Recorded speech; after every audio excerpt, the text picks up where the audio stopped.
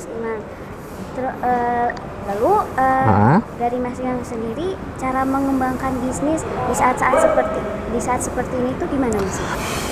Saat COVID ini memang ini ya banyak sekali merubah, aku bilang merubah tatanan. Satu, banyak teman-teman UKM yang pada akhirnya pasarnya itu drop. Kayak bisnis saya yang konveksi itu drop sekali, pasarnya benar-benar drop.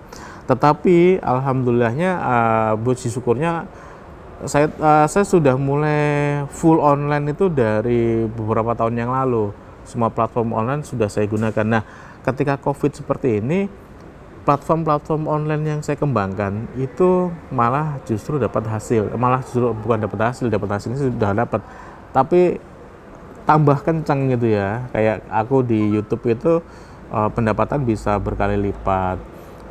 Iklan bisa masuk lebih banyak, endorse bisa masuk lebih banyak. Nah, aku bilang di situasi seperti ini ya nggak mau sekarang yang bisa kita optimalkan ya strategi digital. Apapun platformnya ya, aku nggak bilang YouTube, nggak bilang Facebook ataupun WA. Tetapi apapun platformnya, teman-teman optimalkan di digital. Dan sekarang kalau kita ngelihat beberapa data gitu yang diekspos beberapa pihak, tipikal orang belanja di masa-masa COVID ini kan mulai ada pergerakan nih. Orang mending pesen online, di rumah barangnya nyampe. Saya pun baik itu makan, beli baju, itu semuanya sudah basis online semua. Dan saya pikir itu lebih murah, lebih mudah, kenapa enggak gitu. Dan kesempatannya bagi teman-teman UKM ya itu bisa menjadi peluang. Saya punya teman jualan daster sekarang lagi naik drastis. Dari mana dia memanfaatin digital. Terus saya punya teman jualan beras juga beras kan juga kebutuhannya tinggi. Nah itu pesanan online-nya juga tinggi. Nah teman-teman UKM bisa mulai mengoptimalkan digital ini, Mbak. Lalu tips and trick untuk pelaku usaha dalam meningkatkan pemasaran produk itu seperti apa menurut Mas Iman? Aku bicara online ya, atau bicara offline. Kalau offline sih sebetulnya aku nggak banyak ini ya, nggak akan banyak ngomong. Lebih ke online. Tip dan trik untuk meningkatkan penjualan di platform digital. Yang pertama sebetulnya semua akun saya sarankan punya. Semua akun itu ya dari mulai Facebook, Instagram,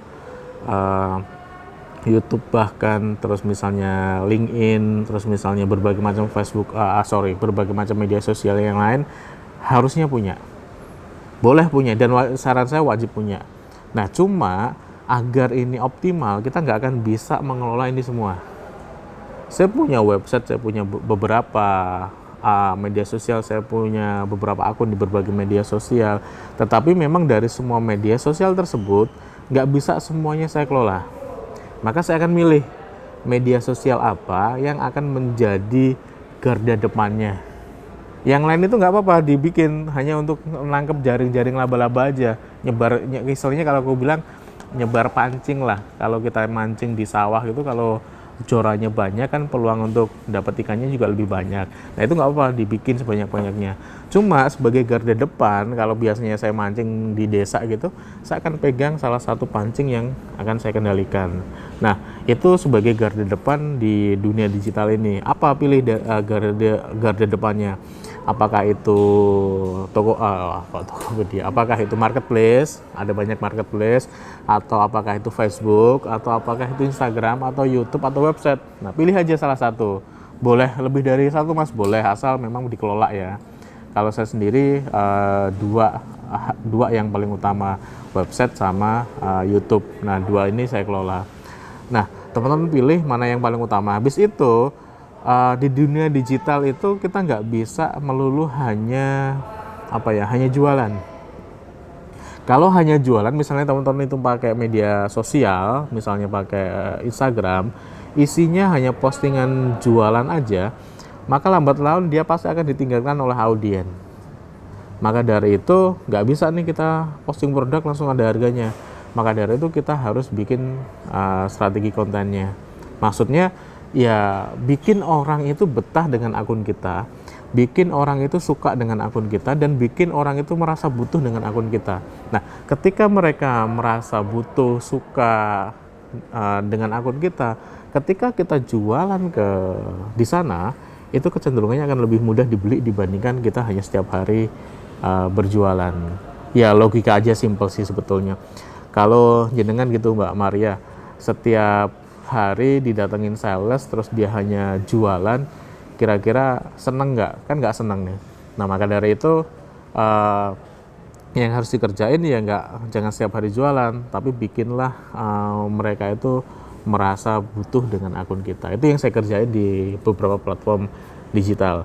Impact-nya mereka akan percaya ke kita, dan ketika mereka percaya ke kita, mereka mau beli produk kita dengan tanpa menawar sekalipun, karena mereka sudah trust ke kita. Nah itu yang bisa saya sarankan ke teman-teman UKM.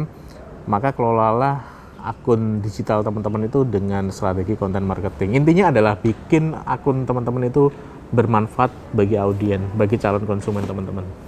Kayak gitu kira-kira Mbak tipsnya. Oh ya baik Mas Iman. Terus kesan dan pesan untuk UMKM Kliteran itu bisa disampaikan? Kliteran? Ya. Di Kliteran ya. Sebetulnya ngomongin dunia pemasaran sekarang, dunia digital ataupun offline lah, semua strategi pemasaran itu butuh proses. Nggak ada yang instan. Sekarang kita punya produk, sekarang kita jual langsung laku. Apalagi lakunya banyak gitu, nggak ada cerita gitu ya. Kita butuh proses. Dan ketika butuh proses itu artinya butuh effort, butuh perjuangan. Dan itu biasanya butuh waktu. Nggak sekali sebulan 2 bulan langsung dapat kayak gitu.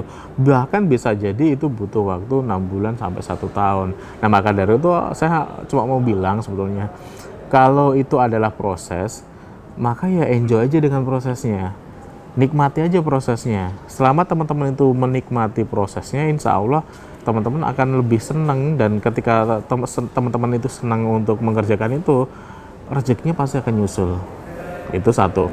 Terus yang kedua, pertanyaan saya sebetulnya yang paling dasar banget, teman-teman itu yakin nggak dengan usahanya itu bisa membiayai atau bisa memang itu dijadikan income-nya dia gitu loh, itu jadi hidupnya dia. Kalau dia nggak yakin, makanya nggak akan dapat rezeki apa-apa. Saya punya teman, dia hanya jualan tas kertas, itu salah satu mentor saya. Tas kertas yang harganya 1.000, 2.000, 3.000. Kalau kita jualan dengan harga 3.000, untungnya berapa sih? Kan paling kalau kita ngomongin 10% cuma 300 rupiah. Tapi dia bisa hasilkan omset ratusan bahkan miliaran 1 bulannya. Kenapa? Karena dia yakin dengan tas kertas ini aku bisa bangun istana, dengan tas kertas ini aku bisa beli mobil, aku bisa macam-macam. Dia punya keyakinan itu sehingga alam itu secara tidak langsung akan ngasih rezekinya. Sama kayak saya berkeyakinan dengan jalur yang saya kerjain sampai sekarang itu akan menghasilkan sesuatu yang lebih gede lagi. Ya ketika saya percaya, saya akan dengan senang menjalani itu. Saya akan dengan optimis bahwa suatu saat akan dapat itu. Insya Allah teman-teman akan mendapatkan itu. Tapi kalau sudah nggak ada keyakinan untuk bahwa bisnis ini bisa jadi alat untuk menghasilkan uang, ya nanti nggak akan dapat apa-apa, dapat capeknya aja. Nah itu 2 hal yang perlu yang perlu ditekankan ke teman-teman, kayak gitu Mbak. Jadi dengan keyakinan bisa mendorong usaha itu lebih naik lagi. Betul. Lah kalau kita nggak yakin, jadi mau ngapain? Nggak punya energi buat ngapa-ngapain kan? Maka dari itu yakin nggak nih kita ngerjain ini? Kalau nggak yakin, nggak perlu dikerjain lah. Mendingan ngerjain yang lain aja yang memang benar-benar kita yakin. Kayak saya bilang, saya jualan kaos bisa beli rumah kayak gitu. Maka saya yakin dengan dari situ akan menghasilkan uang yang banyak. Padahal untung kaos berapa kayak gitu. Saya dengan YouTube nggak main-main target saya. Saya dengan YouTube 1 bulan dapat 1 miliar. Sekarang dapat berapa? Ya mungkin hanya sekian persennya, masih jauh lah dari 1 miliar. Jauh banget pokoknya. Tapi karena saya yakin, enjoy aja ngerjain. Kenapa nggak 1 miliar dari YouTube itu cuma gampang kok dapatnya. Satu, kalaupun itu ngandalin AdSense, itu hanya perlu 70 juta view per bulan. 70 juta view, kalau mau viral ya kita bisa bikin konten viral bisa cepat. Terus yang kedua, kalau nggak dari AdSense maka dari mana? Kita bisa jualan produk kok di sana. Tinggal mau jualan apa? Jualan kaos. Untuk kaos itu berapa rupiah? Tinggal aja kaliin. Harus jual berapa untuk dapat 1 miliar.